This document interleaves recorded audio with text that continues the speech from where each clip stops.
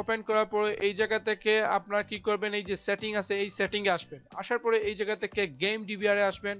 আসার পরে এই জায়গা থেকে আপনার অন্য স্টাইলে আপনার অপশনটা আসতে পারে। তো আমার যে স্টাইলে আসছে সেইটা আমি আপনাদেরকে দেখাইতেছি। উইন্ডোজ সেটিং এ আসলাম রেকর্ড করার জন্য, তারপর এস দিয়ে দিলাম। আসার পরে এই জায়গা থেকে আপনার কিছু সেটিং আছে, তো এই সেটিংগুলো আপনার করে দেবেন। আমি যেই ধরনের সেটিং দিছি সেই সেটিংগুলো আপনার করে দেবেন। রেকর্ড টাইম ম্যাক্সিমাম কত, রেকর্ড অডিও এগুলো আপনার টিক চিহ্ন দিয়ে দেবেন। মাইক্রোফোন কতটুকু এবং ইন্টারনাল ভয়েস কতটুকু রেকর্ড হবে, তারপরে আপনার ফ্রেম কত হবে সবগুলা দিয়ে দেবেন। দিয়ে দেওয়ার পরে এটা আমি ক্লোজ করে দিলাম। তো এটা আপনারা চেক করে দেবেন। আর এটা যদি আপনার নাও আসে তাতেও চিন্তিত হওয়ার কোনো কারণ নেই, আপনারা রেকর্ড করতে পারবেন। তবে এই স্ক্রিন রেকর্ডিং এর জন্য সবচেয়ে যেই অসুবিধাটা হচ্ছে গিয়ে উইন্ডোজ স্ক্রিন রেকর্ডারে, সেটা হচ্ছে গিয়ে আপনি দেখেন এই জায়গা থেকে আপনি কিন্তু উইন্ডোজ প্লাস জি চেপে ধরলে এই যে রেকর্ডিং আপনার চলে আসছে। উইন্ডোজ প্লাস জি চেপে ধরবেন, আপনার রেকর্ডিং চলে আসবে। আপনি কিন্তু এই ব্রাউজিং করার সময় এটা রেকর্ড করতে পারবেন।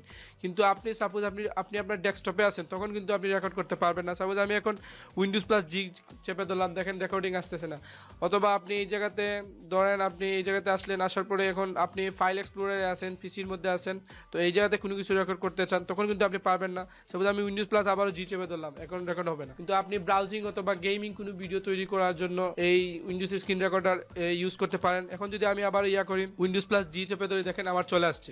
তো এই জায়গাতে আপনি মাইক্রোফোন করে দিতে পারেন, ইউজ করতে পারেন। তো কিছু সেটিং আছে, তো সেটিংটা দেখে দিচ্ছি। এই যেই রকম সেটিং আছে আপনারাও আমার যেই রকম সেটিং আছে এইরকম সেটিং আপনারাও রাখবেন। তারপরে গেম ডিবিআর আসলাম, আসার পরে এই জায়গা থেকে আমার যেই সেটিংগুলো আছে এইরকম রাখবেন আপনারা। রাখার পরে এটা আমি ক্লোজ করে দিচ্ছি। ক্লোজ করে দেওয়ার পর এই জায়গা থেকে আপনি এটা প্রেস করেও করতে পারেন, অথবা আপনি উইন্ডোজ প্লাস এলটি প্লাস আর চেপেও রেকর্ডিং শুরু করতে পারেন। এই দেখেন আমার রেকর্ডিং কিন্তু অলরেডি শুরু হয়ে গেছে, তো এটা মিনিমাইজ করে দিলাম। এই দেখেন কর্নারের দিকে কিন্তু আমার রেকর্ডিং হচ্ছে। তো এখন আমি যা কিছু বলবো সব কিছু এই জায়গা থেকে অটোমেটিক্যালি রেকর্ড হয়ে যাবে।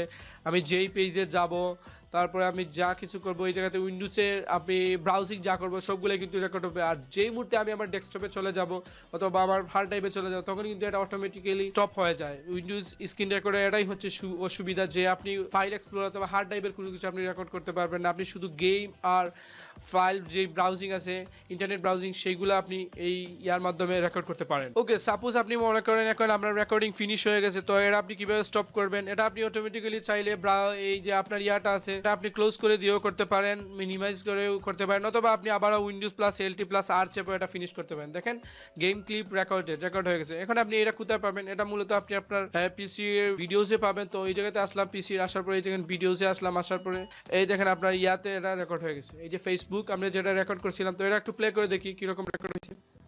সো আপনারা দেখতে পাচ্ছেন যে আমি যেগুলা রেকর্ড করছি সেগুলো কিন্তু এই জায়গা থেকে রেকর্ড হয়ে গেছে। এই দেখেন সবগুলাই কিন্তু রেকর্ড হয়েছে। আপনি উইন্ডোজ স্ক্রিন রেকর্ডার দিয়ে আপনার স্ক্রিন রেকর্ড করতে পারেন। এছাড়াও আপনি অতি সহজে আপনার